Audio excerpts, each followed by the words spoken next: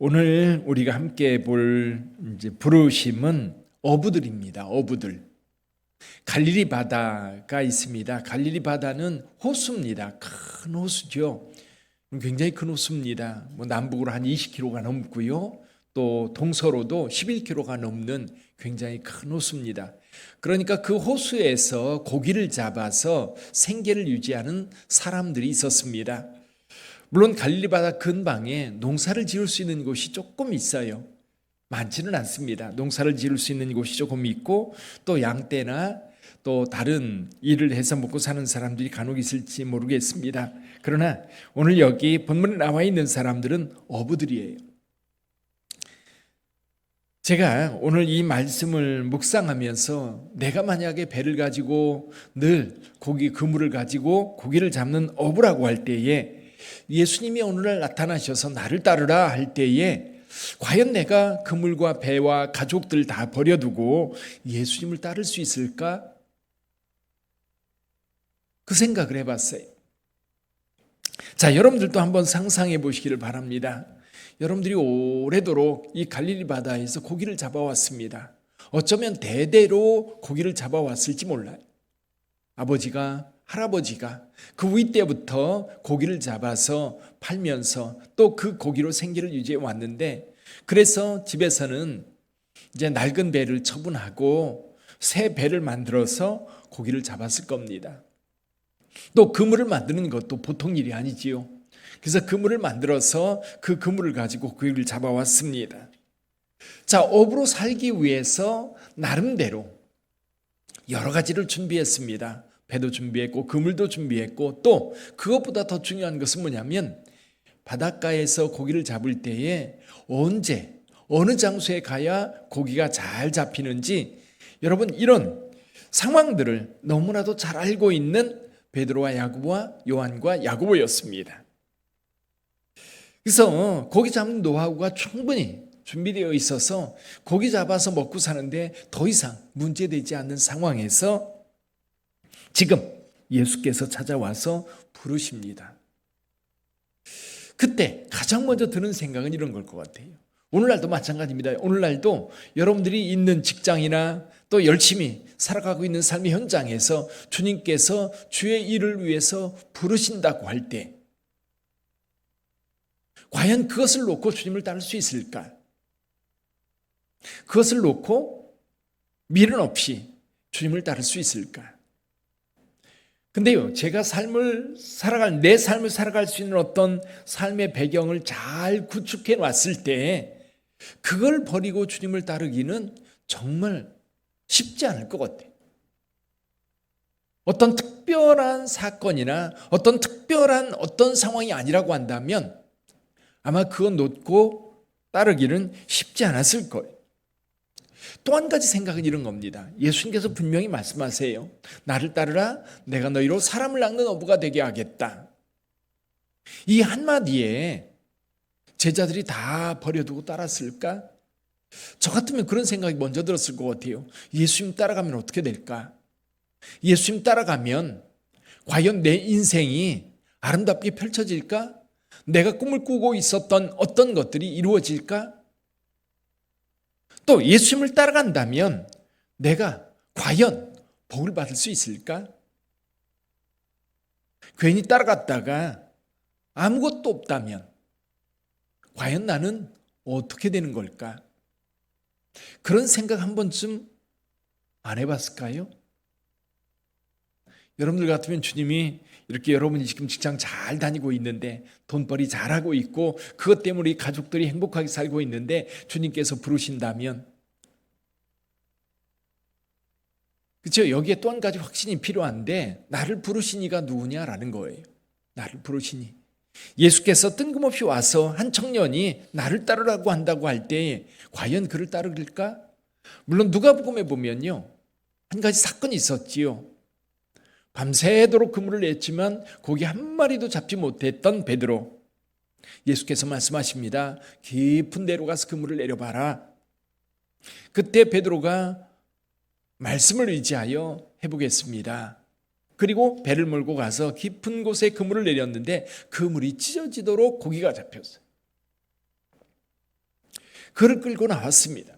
근데 베드로는 그 물고기를 보는 게 아니라 예수님의 얼굴을 보면서 주여 나를 떠나소서 나는 죄인이로소이다. 자기를 발견했던 겁니다. 그리고 나서 모든 것, 물고기와 배와 가족들까지 버려두고 예수를 따르기 시작합니다. 자, 이 말씀을 통해서 저와 여러분들이 생각해야 할 부르심은 어떤 부르심일까? 물론 우리가 이사야를 하나님께서 부르실 때에 이사야를 부른 하나님이 어떤 분인가? 그래요, 전체 아브라함을 부르시고 모세를 부르시고 또 느헤미야를 부르시고 여호수아를 부르시고 오늘 여기 베드로와 야고보와 요한과 야고보를 부르시는 예수님, 자, 그를 부르시는 분이 누구예요? 이사야가 봤던 바로 그 하나님입니다. 직접 눈으로 본 사람도 있지만 느헤미야 같은 경우는 직접 부름을 듣지도 못했어요. 그렇지만 그 예루살렘 성벽을 중건해야 된다고 하는 이것을 사명으로 알고 가서 그것을 중축했던 겁니다. 이스라엘 백성들이, 유다 백성들이 편안하게 잘 살 수 있는 환경을 만들어주는 것, 그것이 느헤미야가 그 높은 지위를 가지고 있을 때 그것을 이용해서 할 수 있다고 하는 확신을 가지고 와서 성을 중축해서 유대인들이, 예루살렘 성민들이 편안하게 살 수 있도록 만들어 주었어요. 자, 이제 여기 시몬과 또 안드레와 또 야고보와 요한을 부르시는 예수 그리스도, 한 인간의 모습으로 왔지만 그는 하나님의 아들이었어요. 물론 물고기 잡는 그 사건을 통해서 베드로는 금방 깨달았을 겁니다. 이는 보통뿐이 아니라는 것. 나를 부르시니까 하나님이다. 나를 부르시니까 그리스도다. 나를 부르시니까 주님이라고 하는 그런 확신이 들 때에 그들은 따라갈 수 있었어요. 오늘도 마찬가지입니다. 자, 주님께서 우리를 부르실 때에 우리는 그 주님의 부름에 어떻게 반응하는가? 물론 많은 사역자들이 주께서 부르시는 그 음성을 듣고 길을 떠났어요. 저 같은 경우를 보면 주님의 음성을 분명히 들은 건 아닙니다. 근데 확실하게 주님 이 길을 가야, 주님께서 너는 이 길을 가야 된다, 그런 음성을 확실히 들은 건 아니에요. 그런데 희한하게 그 길을 가게 돼요. 그 길 따라가게 되고 어느 날 보니까 신학교에 와 있고 어느 날 보니까 목회자가 되어 있고 어느 날 보니까 교회에서 하나님의 말씀을 전하고 있습니다. 그래서 뒤를 돌아다 보니까 아, 그때 하나님이 나를 부르셨구나. 부름이라고 하는 것을 잘 느끼지는 못했는데 내 몸이 움직여서 내 의지를 가지고 여기까지 왔는데 그때 하나님이 나를 부르셨고, 그때 질병 때문에 수술하고 누워있을 그때에 하나님께서 나를 목회자로 부르셨고, 그리고 빛된 교회 올 때에도 하나님께서 하나님의 말씀을 묵상하다가 아, 떠나야 되겠다라고 확신이 들었을 때에 떠나서 왔는데 아, 하나님이 여기로 나를 부르셨구나. 저 같은 경우는 좀 영적으로 둔했는지 모르겠지만 부르실 때에 그것을 확실하게 아, 이게 주님의 부름이구나 확신하고 따라가는 게 아니라 기도하다 보면 가야 될 것 같아요. 주께서 내게 마음에 말씀 주는 것 같아가지고 그 길을 따라오다 보니까 여기까지 왔습니다. 아마 베드로와 야고보와 요한 이 사람들도 마찬가지였을 거예요.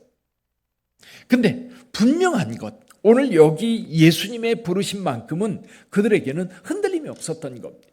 그리고 시간이 가면 갈수록 그 나를 부른 그분이, 물론 마가복음에 보면 계속 의심하고 계속 주님의 뜻에 대해서 이렇게 역행하는 그런 모습들을 많이 보이지만 그런 시행착오들을 통해서 점점 예수 그리스도를 알아가고 마침내 그들에게 성령이 임했을 때 그들은 이것이 바로 주님의 부름이었고 이 일을 위해서 주님께서 나를 불렀다는 확신을 가지고 예수 그리스도를 세상 모든 사람들에게 증거하기 시작했던 겁니다. 오늘 여기 너희로 하여금 사람을 낚는 어부가 되게 하겠다라고 하는 그 말씀을 사실 베드로와 야고보와 요한은 언제쯤 깨달았을까요? 아마 예수님과 함께 있을 때는 이걸 깨닫지 못했을 것 같아요. 나중에 성령 받고 사역을 하면서 한번 설교하니까 3,000명씩 5,000명씩 회개하고 돌아올 때에 아, 이거였구나. 갈릴리 바다에서 고기를 잡는 모습과 아마 많은 사람들이 회개하고 돌아오는 모습을 매치시키면서 그때 생각했을 것 같아요. 아, 이거였구나. 주님께서 말씀하셨던 것이 이거였구나. 오늘날 저와 여러분들이 주님께서 부르실 때 사실 주님께서는 우리가 삶의 현장에서 우리를 부르세요. 우리가 살아가는 삶의 현장에서 이제 교회의 작은 일을 위해서 부르시기도 하고 또 좀 더 크게 어떤 직분을 주어서 주를 섬기게도 하시고 또 저처럼 아예 내 삶 전체를 하나님 앞에 드리도록 우리를 부르시기도 합니다. 그 부름은 여러분 우리의 삶의 현장에서 부르세요. 우리가 깊은 산에 기도원에 가서 하나님 앞에 기도할 때 부르는 게 아니에요. 또는 때로는 비몽사몽간에 환상 중에 하나님께서 우리를 부르는 것도 아니에요. 물론 그렇게 부르는 사람들도 있어요. 바울도 그렇게 부름을 받았고요. 이사야도 그렇게 부름을 받았어요. 그게 아니더라도 우리는 우리가 살아가는 삶의 현장에서 주님의 음성을 들을 때가 있습니다. 주께서 부르실 때에 여러분 응답하시기를 주님의 이름으로 축원합니다. 저는 늘 부르심에 대해 생각할 때 걱정이 뭐냐면 그거예요. 부르시는데 내가 듣지 못해서, 내가 깨닫지 못해서 그 부름에 응답하지 못하는 것이 가장 안타까울 것 같아요. 분명히 주님은, 제가 주님 앞에 갔을 때 주님께서 그러실 것 같아요. 그때 왜 너 아무 대답도 안 했냐라고 물으시면 언제 주께서 부르셨어요? 그때 내가 이렇게 불렀고 이렇게 불렀고 이렇게 불렀는데 너는 대답하지 않았다라고 할 때 사실 우리가 영적으로 좀 예민하면 주님께서 우리를 부르시는 부름의 음성은 늘 들을 것 같아요. 아주 작은 거에서부터 우리 인생 전체와 관련된 문제까지. 지난주에 우리가 큰 열매에 대해서 말씀을 나눴습니다. 큰 열매. 마지막에 우리가 주님 나라 들어가는 거예요. 마지막에 주님 나라에 들어가는 것이 마지막 열매를 따는 거예요. 근데 그 마지막의 순간까지 우리가 인내하지 못해서 주의 음성을 제대로 듣지 못해서 따라가는 것 같은데 결국 엉뚱한 길로 와서 주님의 열매를 얻지 못한다면 주께서 우리에게 마지막으로 주시고자 하는 영원한 생명을 우리가 얻지 못한다면 참 안타까운 일 아니겠습니까? 그래서 여러분 우리 일상 속에서 주님의 음성을 듣는 훈련을 좀 많이 해야 돼요. 기도할 때도 하나님의 말씀을 읽을 때에도 일상 속에서도 항상 주님의 뜻이 뭘까? 이 자리에서 주께서 원하는 게 뭘까? 늘 묻고 그리고 그 물음에 대해서 깊이 묵상하다 보면 성령님께서요 말씀해 주세요. 나 2024년이 시작됩니다. 자, 2024년 나는 주님을 어떻게 섬길까? 주의 몸된 길 어떻게 섬길까? 그럴 때 주님께서 말씀해 주세요. 그런데요 내가 안 하려고 하면 주께서 음성을 주셔도 여러분 그 음성을 내가 들으려고 하지 않는 거예요. 그러면 안 들려요. 내가 원치 않고 내가 자꾸만 주님으로부터 멀어지려고 하면 주께서는 자꾸 잡으려고 하시지만 내가 의지적으로 벗어나려고 하면 자꾸만 벗어나요. 그러다가 어떤 일이 벌어져요? 어떤 큰 사건을 한번 당해야 돌아오는 경우가 의외로 많아요. 이 성도들의 간증을 듣다 보면요 이런 생각이 들어요. 하나님을 제대로 섬기지 않다가 정말 힘들게 살아가다가 하나님께서 큰 어떤 일을 통해서 그제서야 깨닫고 돌아온. 오늘 아나운서가 이제 간증하는 이야기를 들었습니다. 자기가 예수를 믿게 된 두 가지, 예수님을 온전히 처음에는 예수를 이제 믿게 된 계기가 그 집안은 철저하게 불교 집안이었다고 그래요. 철저하게 집안 전체가 예수 믿는 사람 한 사람 없고 자기만 예수 믿었다는 거죠. 근데 그 집안은 아들들만 많았다고 그래요. 아들들. 집안에 대대로 아들들만 있는 거예요. 그런데 이 사람에게 두 번째로 딸을 낳은 거예요. 딸을 낳으니까 이 이제 할아버지, 딸의 할아버지, 가족들 모두가 이 딸에 온갖 집중을 하는 거예요. 근데 이 아이가 3살 됐을 때 트럭에 친 거예요. 이게 이삿짐 센터에서 아이가 이제 놀고 있는데 트럭에 쳤는데 뭐가 걸렸나? 그러고 차를 다시 뺐대요. 그러니까 아이를 한번 치고 다시 한번 친 거예요. 그리고 이제 병원에 갔는데 병원에 가서 이제 완전히 죽은 거예요. 완전히 죽어 있어 이렇게 덮어놨는데 가서 그 아이를 이제 방송국에서 일을 하고 쫓아갔는데 가는데 그냥 차로 가면 여의도에서 거기까지 10분이면 가는데 그동안 1시간이 넘게 걸렸대요. 근데 마음에 하나님을 전혀 모르는 상황에서도 하나님 우리 딸만 살려주면 내가 하나님을 믿겠습니다. 근데 나중에 그런 얘기하는 거예요. 내가 왜 그런 얘기를 했는지 모르겠다는 거예요. 내 입에서 왜 그 말이 나왔는지 모르겠다는 거예요. 자기는 늘 비나이다 하는 그런 사람이었고 그리고 그런 가족에 살았는. 근데 병원에 있더니 그 아이를 이렇게 하얀 보자기로 싸놨다라는 거예요.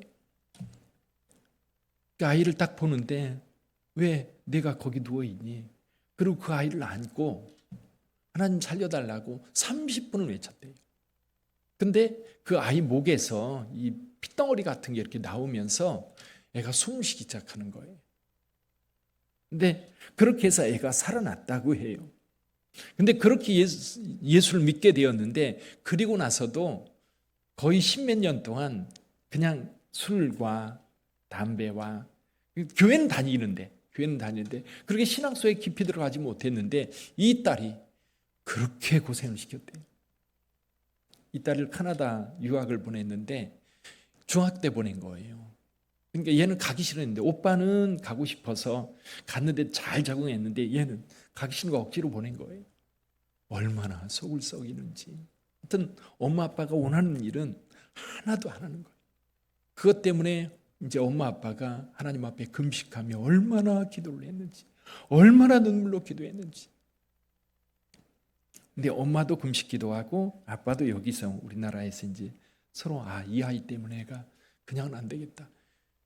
이렇게 삐뚤어갈 수가 없다. 이렇게 아이가 갈 수는 없다. 그렇게 해가지고 얼마나 하나님 앞에 작정하고 기도했는지 기도를 하는 중에 아이가 어느 날 엄마 뒤에서 이렇게 그 백허그를 하면서 엄마 그렇게 부르더라는 거예요.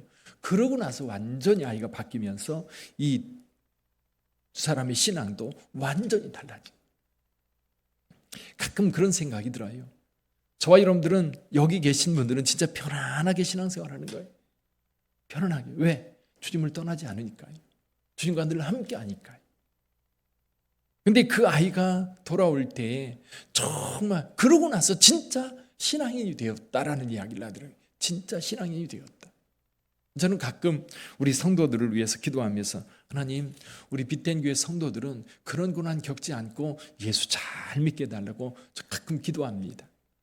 그 은혜가 여러분에게도 있는 줄 믿습니다. 여러분 주님께서 우리를 부르셨을 때에 그 부름에 순종하고 가면 그게 복이에요. 그게 은혜예요. 우리 여기 베드로, 야고보와 요한을 하나님께서 일상 속에서 부르시고 또 그들이 뭔가 확신한 것, 아마 예수에 대한 우리가 느끼지 못하는 어떤 것, 전능하신 하나님의 아들 그리스도 메시아 여러 가지 이름을 붙이겠지만 그 예수님에 대한 확신이 들을 때 그들은 그 길을 따라갈 수 있었던 거예요. 그 확신이 우리에게 있느냐라는 거지. 그 확신이 있으면 우리 딴 길로 가지 않습니다. 대충 신앙생활하지 않을 것 같아요. 다 버리고 주님을 따라도 아깝지 않을 그런 믿음을 가지고 살아갈 것 같아요. 그저 옆에 것 보느라고 여러분 내 인생 우리 주님만 붙잡고 가면 여러분 그 주님께서 우리의 모든 것을 책임져 주시고 우리와 함께 하시는데 그것을 누가 봤어요? 이 제자들은 봤던 거예요. 그 제자는 느낄 수 있었던 거예요. 그러니까 따라갈 수 있었던 거지. 사랑하는 성도 여러분, 그래요. 우리 빛된 성도님들 그 주님에 대한 분명한 믿음, 한 젊은 청년이 나를 부른 게 아니라 메시아가 나를 부른 거고요. 하나님의 아들이 나를 부른 거였거든요. 우리 믿음도 마찬가지입니다. 그 주님과 함께 할 때에 우리 인생이 아름답게 세워져요.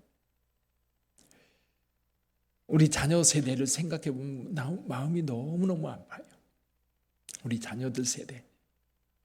세상 즐거움. 요즘 매스컴이 우리에게 이야기하는 것들을 가만히 보면 여러분 하나님은 없어요. 내 즐거움만 있는 거예요. 내 기분. 이게 진짜 내 마음인가? 그제 잠깐 텔레비전을 봤는데 남녀 그 젊은 연인들이지요. 그 한 남자가 여자한테 정말 나하고 결혼할 거면 어떤 결단을 해야 된다고 얘기를 하는데 이 여자아이가 결단을 못하는 거예요. 그런데 이 여자아이가 너무 이기적을 하는 거죠. 근데 무슨 얘기를 하는지 아세요? 자기는 애기 낳기 싫다는 거예요. 나중에는 남자도 애기 낳을 수 있지 않겠냐. 그때 생각해서 만약 그때가 되면 결혼할 수 있을 것 같다고 그렇게 얘기를 하더라고요. 도대체 저게 무슨 얘기야? 남자도 아기를 어떻게 해서 낳을 수 있는 그런 세대가 될 거라는 거예요. 무슨 얘기입니까? 창조 섭리는 없는 거예요. 남자와 여자라고 하는 하나님께서 남자와 여자를 만드시고 그렇게 세상을 창조하셨는데 이 세상은 그걸 완전히 부정하고 가는 그런 시대. 그리고 하나님의 사명, 하나님의 부름 그런 거에 대한 전혀 개념 없고 나 즐거우면 되는 거예요. 철저하게 이기적인 사회. 그러니까 남의 의견을 들을 기회도 없고 들으려고 하지도 않는 거예요. 사랑하는 성도 여러분, 어쨌거나요 우리 하나님은 살아계십니다. 그 하나님께서 저와 여러분들과 함께 하십니다. 우리 자녀들과도 함께 하세요. 그 함께 하시는 주님과 그 길을 갈 수 있는 그런 기회가 우리 자녀들에게도 열렸으면 좋겠어요. 오늘 베드로와 야고보와 요한이 주님의 부름을 받았던 것처럼 우리 자녀들도 주님의 부름을 받았으면 좋겠어요. 사랑하는 성도 여러분, 오늘 또 그 부름에 응답하며 주와 함께하는 저와 여러분들 되게 해달라고 함께 기도하겠습니다.